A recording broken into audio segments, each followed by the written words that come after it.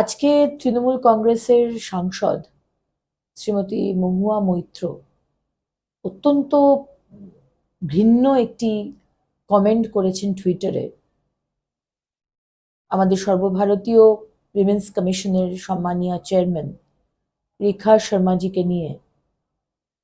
আমরা অবাক হয়েছি, বারবারই আমরা অবাক হই, কিন্তু এটা আনএক্সপেক্টেড নয়। কারণ কি, মহুয়া মৈত্র যে দল করেন সেই দলের যে সুপ্রিমো আমাদের মুখ্যমন্ত্রী মমতা বন্দ্যোপাধ্যায় ঠিক এরকমই কদর্য ভাষায় আজকে সম্মানীয় মহামহিম রাষ্ট্রপতি হোক বা রেখা শর্মাজি হোক বা মাননীয় প্রধানমন্ত্রী হোক, রাজ্যপাল হোক বা বাংলার সাধারণ মা বোনেরা হোক, এইভাবেই এই দল আক্রমণ করে থাকে।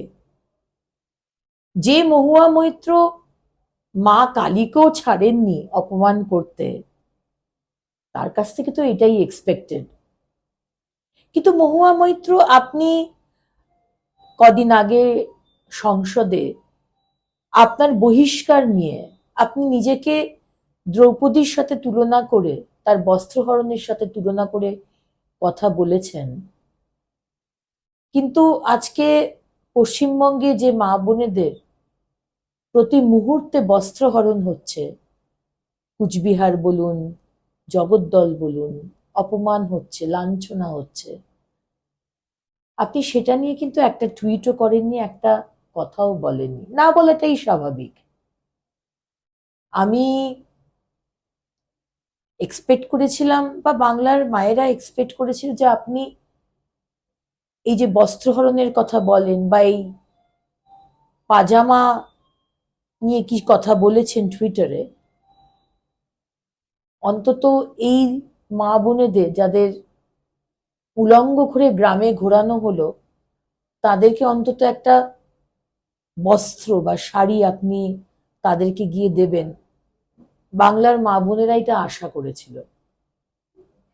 কিন্তু আমরা জানি যে আপনাদের দল শুধু যে মা বোনেদের অপমান করেন তা নয়, তার সাথে সাথে পশ্চিমবঙ্গের কবিগুরু রবীন্দ্রনাথ ঠাকুর, স্বামী বিবেকানন্দ, বঙ্কিমচন্দ্র চট্টোপাধ্যায়ের এই পশ্চিমবঙ্গের যে শিক্ষা, যে সংস্কৃতি, যে কালচার আমরা খুব গর্ববোধ করি, সেইটাকে মাটিতে মিশিয়ে দিতে আপনারা উঠে পড়ে লেগেছেন। আপনি, আপনার দল, আপনার সুপ্রিমো।